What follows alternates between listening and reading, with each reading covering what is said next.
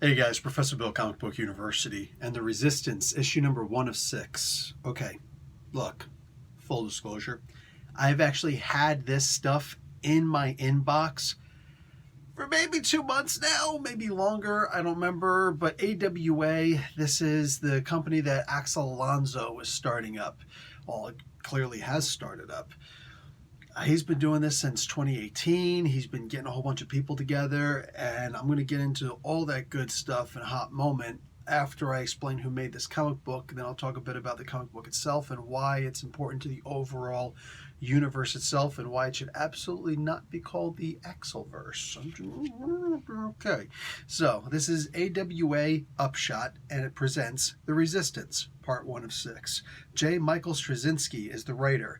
Mike Deodato Jr. on art, Frank Martin doing the colors, Sal Cipriano on letters, Raza does the cover art, Mike Deodato Jr. does the variant cover, and Snakebite Cortez does the variant cover colors. So yeah, there's a main cover and a variant cover. It's really weird the way they set that all up. Anyway, so basically this is a 6-issue event. Basically, this particular comic book issue, it's basically the beginning of an event, and we're going to have a lot.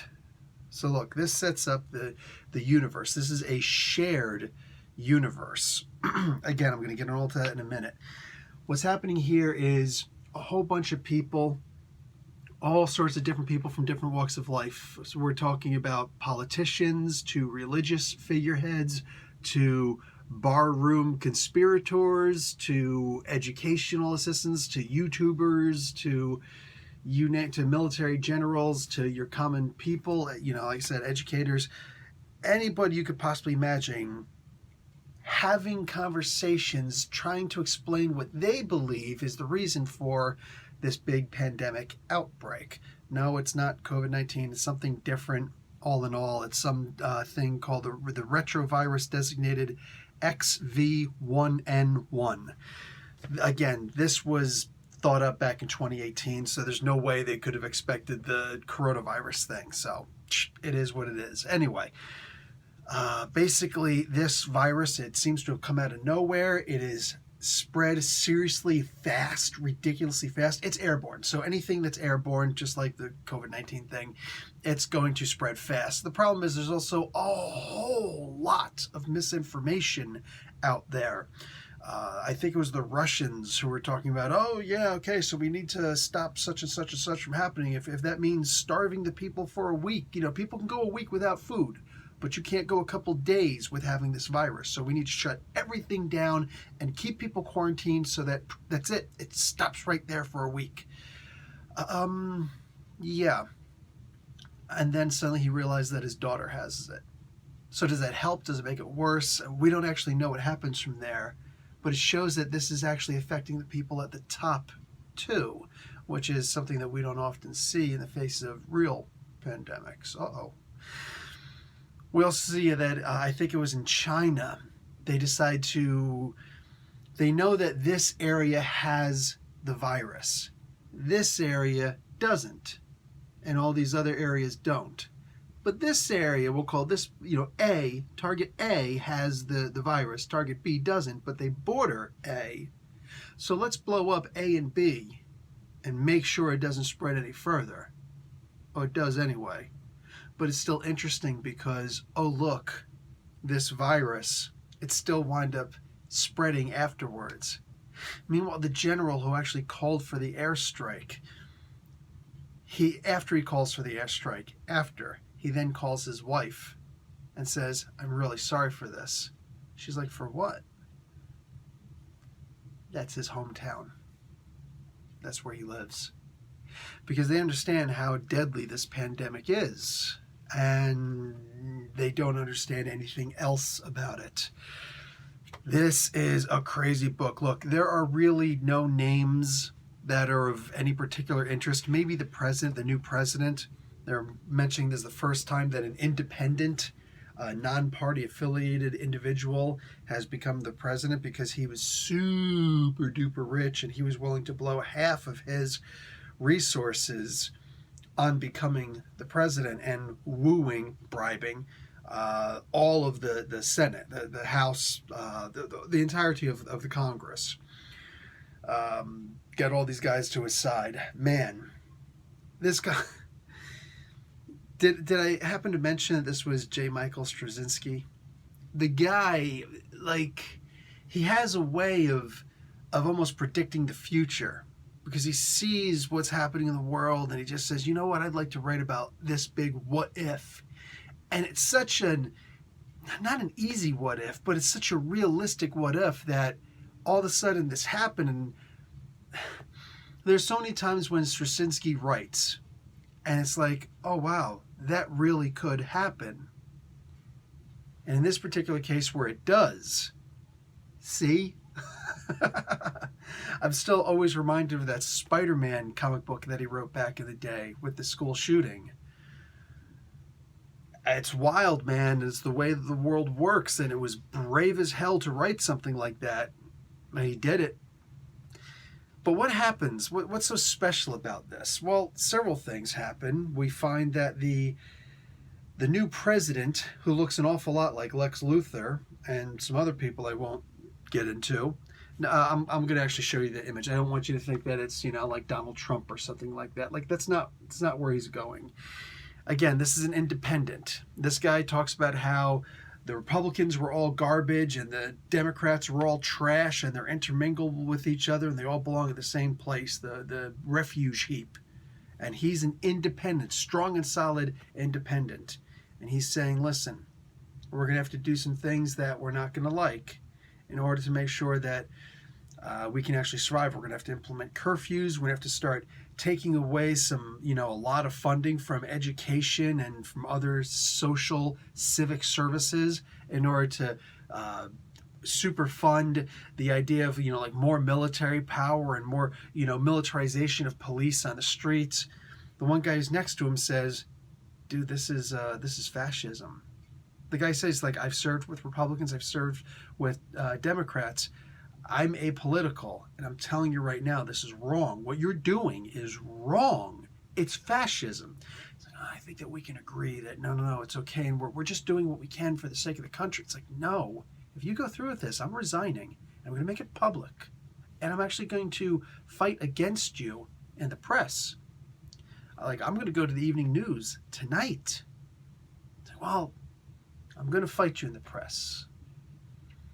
What happens next, I expected to happen, but it was still amazing to see that the president actually called a hit squad on this guy. And it happened within the hour, which means he already had this. Because you can't just go up and be like, okay, so listen, I kind of need to form a hit squad because this guy is going to, rally against me and bring down the public opinion against me. And what? No. You can't do that. You have to have already had this in place. A group of loyalists, brown shirt level, private military, who's at the beck and call of the president and not under the restrictions of the the actual military, the federal military. Man, again, anybody who's going to start getting butthurt and say, oh, this is an attack against my political party, please stop. Please stop. Because it's not. That is absolutely not what's happening.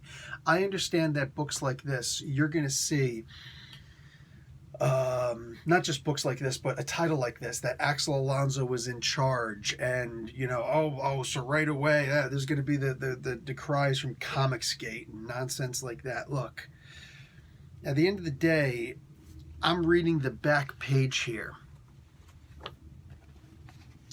I read the entire thing, and I encourage everybody to read the entire thing. It's all J. Michael Straczynski writing this.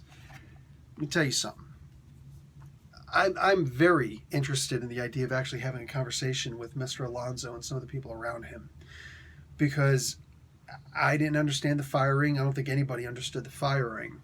For me, him being fired as editor-in-chief in Marvel, it's like, well, he must have done something really wrong, or maybe he was enabling this. Like, could Comicsgate, like, this is a huge victory for Comicsgate, so clearly they must have thought that there was some kind of value to it, this, that, and the other thing. I guess he was pushing that so-called SJW agenda and nonsense like that. According to Straczynski, he was just very hands-off. If the editor-in-chief was very hands-off, I'm not going to go into suppositions and accusations of things that I don't know anything about. That's simply not who I am. Rather, I'm the guy who asks questions instead.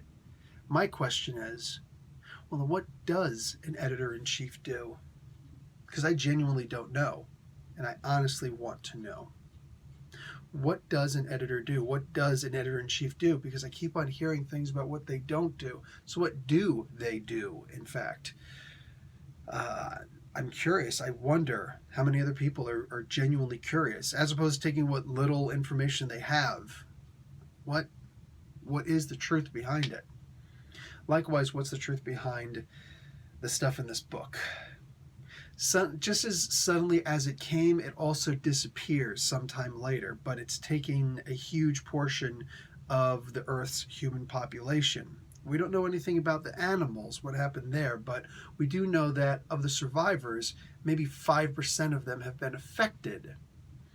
So you've got some people with superpowers, multiple different superpowers. Oh, so this is your mutant gene, right? This is your metahuman, I don't know, infestation from back in the, what was that, the Invasion. All right, that 3-issue series, where only the first 2 were really important, but you get the gist. Where, this is where all of a sudden we now have metahumans in this brand new world, but this shared universe. Very cool. We've got Morlock type characters. We got characters that were affected and they're ugly and they're transformed into some bestial thing. There's people from all different social classes who have gotten some kind of a meta-type gene. I'm wondering what these guys are all going to be called. They're some of the resistant. They actually have a whole bunch of different names in here. That's what this book is. The whole entire thing, this issue, is a setup for what's going to happen in the world. Now, I'm going to compare this book to Weird Tales. All right, I've been getting back into the Cthulhian mythos and the like, and where all of those H.P. Lovecraft and the Conan-esque Robert E. Howard stuff. I say Conan-esque because it's not just Conan. It's also Kull the Conqueror, and it's also Solomon Kane and other characters along this line. They were all formulated based on the Cthulhian mythos that H.P. Lovecraft started. All of this within Weird Tales. This was the pulp magazine that had come out at the time. And lo and behold, I'm getting those kinds of vibes from this comic book. So I've actually gotten a bunch of these comic books in my inbox. And I got to be honest, I wasn't that interested in seeing these because, to be honest, I heard, I read Axel Alonso started this company. It's AWA, what is Artists, Writers, and Artisans is what it's called. And I'm just like, I don't know, man. Like, do we go and, just join up and check out what Axel Alonso's doing? I was curious what happened, but he went like radio silent. And I'm just like, well, I guess who should care about Axel Alonso at this point? But I keep hearing, I keep reading, and then also in here, people saying what an amazing person Axel Alonso was. Okay, that's cool. Good to know. When your peers say good things about you, that says a lot about you. You're known by the company of the people you keep. But on top of that, this guy doing the shared universe, and he got to work right away. Is this stuff that he wished that he could have done in Marvel, but unfortunately the people over him, yes, there are actually people over top of the editor-in-chief, was he in fact, I don't know, bothered that he couldn't do more? Has he seen what was right and what was wrong, what worked and what didn't work in the comic book industry? And now, with the freedom to actually implement those things and without the restrictions, except maybe financially, to a limited degree finances-wise, is he able to overcome that? Okay. seeing this book released, maybe not fully understanding, but getting a really great idea of what's about to happen in this new shared universe where, according to Straczynski, you don't have to read, if you're reading just this, you don't have to read this. You don't have to read this. You don't have to read this. If you're reading this, you don't have to read any of these. But if you are reading more, there's just some added value to it because you're seeing the connections in these different comic books to the world as a whole. I am about to step foot on this ship. This sounds amazing. This book in and of itself was amazing. I figured to show you some more art in here. It's my book. I'll do what I damn well want with it. Look at that. In case there's any question about the art inside, you all do know the names of Mike Deodato Jr. and Frank Martin, right? These are some of the best damn artists you're going to come across.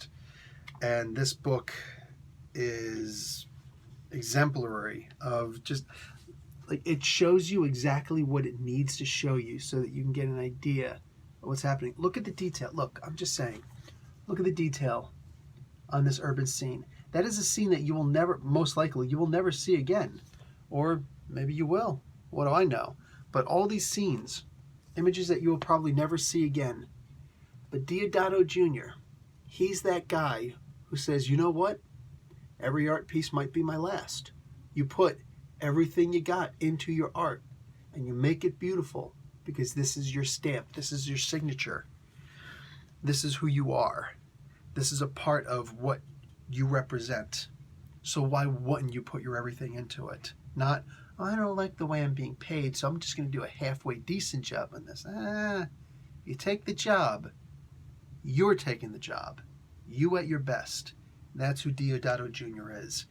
Every single time that I see artwork from Mike Deodato Jr., MDJ, can we do MDJ? Let's just do MDJ for now.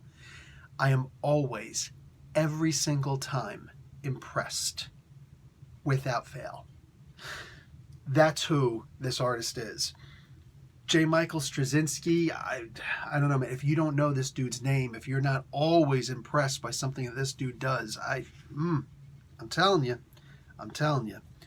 Some of the scenery, man, is just amazing. Like this whole book, for the most part, is just scenery. See the faces of some of these guys. This is one hell of a book. It's only part 1 of 6. Like, this was just the setup, dude. This was just a setup. There are going to be superpowers in this world. There will be superpowers in this world. That's what we're seeing here. Man, I can't wait. I can't wait. It's my opinion. Like, these books, just for the most part, here, I'm going to show you the last page, just so you can see this whole book was just a setup for the different kinds of characters that could come out of this book. Man. Yeah, I'm about to jump into this universe. I'm about to jump in and see what's going on because, wow, I want to have a look around. Anyway, I don't know what else I could possibly say about this except expect more. Expect more from AWA, Upshot, all this good stuff. Expect me to be reading the rest of Resistance. Expect me to be checking out a whole bunch of these other books. I usually like to have the physical copies in my hand, so I'll probably wait until they hit the shelves. Man, oh man, oh man. These are great. These are great. I might just... Is it cheating? They sent me the books. Is it cheating if I go and read some of them? I'm going to find out. Anyway, I'm out. Professor Bill, Comic Book University. Pull this stuff here. Class dismissed.